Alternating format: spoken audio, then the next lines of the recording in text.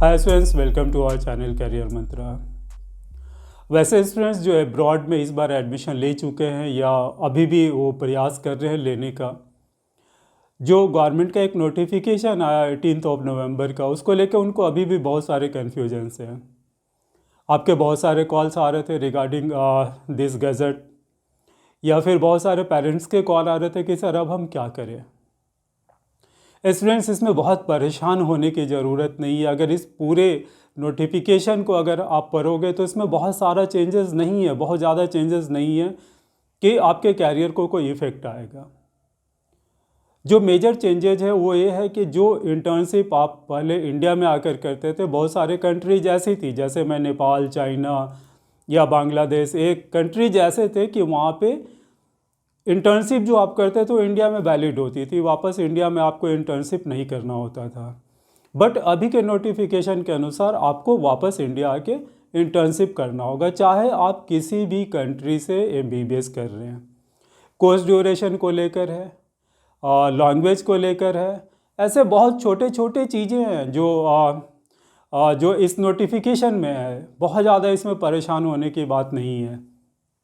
So students, इस video में फिर से दोबारा आपसे फ़ोन्स पे मेरी बात होती है। मैं इस वीडियो के माध्यम से आपको बताना चाहता हूँ कि पूरे नोटिफिकेशन को सिंपल वे में कैसे हम डिस्क्राइब कर सकते हैं। तो स्टूडेंट्स, आप अगर इस वीडियो को पूरा देखते हैं तो आपको कहीं भी कोई कन्फ्यूज़न नहीं होगा रिगार्डिंग दिस नोटिफिकेशन। तो स्टूडेंट्स, इस गजट में जो सबसे मेजर पॉइंट्स है, उस पॉइंट्स में है कि कोर्स ड्यूरेशन 4.5 ईयर्स का मिनिमम होना चाहिए।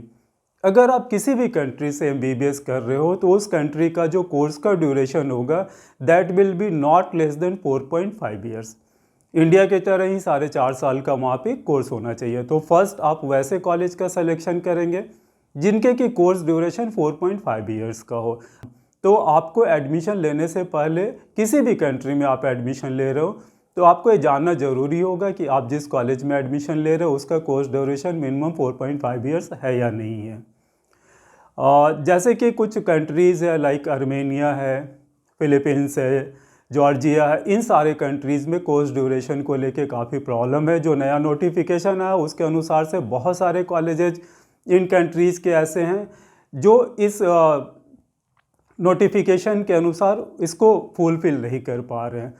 तो स्टूडेंट्स, अगर मान लो आप फिलीपींस में एडमिशन ले रहे हो या आर्मेनिया में ले रहे हो या जॉर्जिया में एडमिशन ले रहे हो तो आप उस कॉलेज का पहले पूरा डिटेल्स ले लो कि वहाँ पे 4.5 ईयर्स का कोर्स ड्यूरेशन है कि नहीं।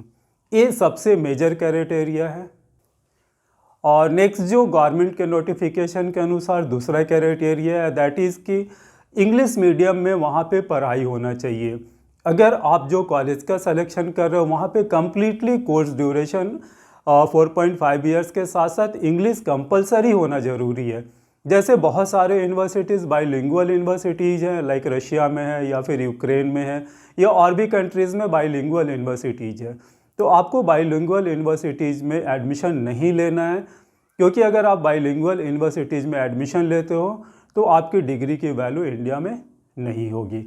तो ये दो मेजर चीज़ें हैं। इसके बाद जो थर्ड इनका जो सबसे मेजर है दैट इज़ इंटर्नशिप। आप जिस भी कॉलेज में एडमिशन ले रहे हो, चाहे वो रशिया में ले रहे हो, यूक्रेन में ले रहे हो, फिलीपींस में ले रहे हो या कोई भी कंट्री में आप ले रहे हो, आपको उसी कंट्री में 1 ईयर का इंटर्नशिप करना मैंडेटरी है। पहले क्या होता था, कुछ कंट्रीज़ में ऐसे होते थे जैसे आपने वहाँ पे एमबीबीएस की डिग्री ले ली लेकिन आपको इंटर्नशिप वहाँ करने के लिए बहुत ज़रूरी नहीं होता था, या आप इंडिया में आकर इंटर्नशिप कर लेते थे। लेकिन इस नोटिफिकेशन के अनुसार मैंडेटरी है कि 4.5 ईयर्स का कोर्स ड्यूरेशन के बाद 12 मंथ्स का इंटर्नशिप आपको उसी कॉलेज में करना है, उसी कंट्री में करना है। तो ये भी एक बहुत बड़ा मतलब एक चैलेंज है आपके लिए। इसके बाद अगर आप इंडिया में वापस आते हैं, अगर आपने वहाँ पे 1 ईयर का इंटर्नशिप कर भी लिया, इसके बाद इंडिया आते हैं तो इंडिया आने के बाद आपको नेक्स्ट का एग्ज़ाम देना होगा। नेक्स्ट के एग्ज़ाम देने के बाद आपको फिर यहाँ पे 1 ईयर का इंटर्नशिप करना होगा। तो आप समझो स्टूडेंट्स कि अगर आप अब्रॉड जा रहे हो तो एक तो सबसे मेजर देखना है कि 4.5 ईयर्स का कोर्स ड्यूरेशन हो। दूसरा मेजर फैक्टर है कि इंग्लिश मीडियम से हो। तीसरा मेजर फैक्टर है कि इसके बाद 1 ईयर का आपको वहीं पे इंटर्नशिप करना है। अगेन जब आप इंडिया आते हो तो यहाँ भी 1 ईयर का इंटर्नशिप करना है। नेक्स्ट 1 देने के बाद आपको फिर 1 ईयर की इंटर्नशिप यहाँ भी करनी होगी। कुछ कॉलेजेज ऐसे थे, खासकर फिलीपींस के, जिनका कि 1 साल का कोर्स इंडिया में होता था, लाइक BS कोर्स इंडिया में कराते थे, इसके बाद MD कोर्स वो फिलीपींस में कराते थे। इस गजट के अनुसार आपको कहीं भी किसी भी कंट्री में अगर आप एडमिशन ले रहे हैं तो उस कंट्री में ही सारे कोर्स को करना पड़ेगा। ऐसा नहीं होता है कि ऐसा नहीं हो सकता अब कि आप 1 साल यहाँ पढ़ लो, दूसरे साल कहीं और पढ़ लो, तीसरे साल और किसी कंट्री में पढ़ लो। बहुत सारे कंसल्टेंट्स के वीडियो आपने देखा होगा जो बोलते थे गेटवे ऑफ USA। उनका क्या होता था कि आप किसी भी US के पास के कंट्री में आप 2 साल का कोर्स कर लो, 2 साल के कोर्स करने के बाद आप जो मेडिकल रोटेशन होगा, मेडिकल रोटेशन आप वहाँ पे US में जाके कर सकते हो। तो इस तरह का जो जुगाड़ से MBBS होता था वो MBBS अब इंडिया में वैलिड नहीं है।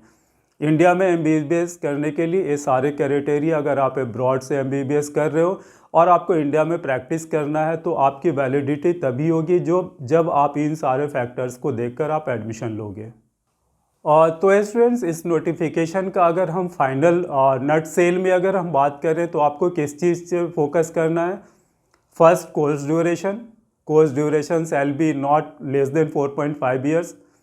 1 ईयर का इंटर्नशिप भी मैंडेटरी है। नेक्स्ट, इंग्लिश मीडियम में होना ज़रूरी है। नेक्स्ट, आप इंडिया जब वापस आएंगे तो आपको नेक्स्ट का एग्ज़ाम क्लियर करना है। एग्ज़ाम क्लियर करने के बाद आपको यहाँ भी 1 ईयर का इंटर्नशिप करना है।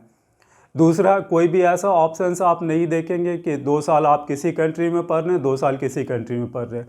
जिस भी कंट्री में आप एडमिशन लेंगे वहाँ से कंप्लीट MBBS की डिग्री आपको मिलनी चाहिए और कोर्स वहीं पे आपको ख़त्म करना है।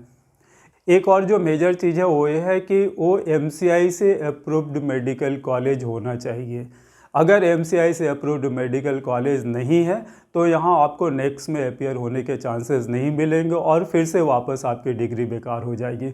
स्टूडेंट्स, मेरा एक रिक्वेस्ट होगा कि अगर आप अब्रॉड जा रहे हो इस साल, अगर आपने कहीं भी रजिस्ट्रेशन करा लिया है तो इन सारे फैक्टर्स को देखो।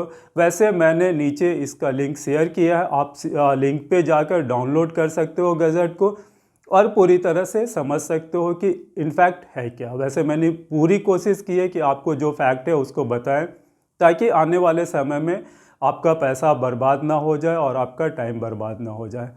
तो इन सारे फैक्टर्स को देखते हुए आप अपने MBBS अब्रॉड की जर्नी को प्लान करो। थोड़ा टफ हो गया है और इसके भी क्या क्या रीजन्स है इसके बारे में नेक्स्ट वीडियो में हम आपको बात करेंगे कि गवर्नमेंट को ये कदम क्यों उठाना पड़ा है। So thanks for watching career Mantra. I hope कि आपके MBBS का सपना पूरा हो। थैंक्स।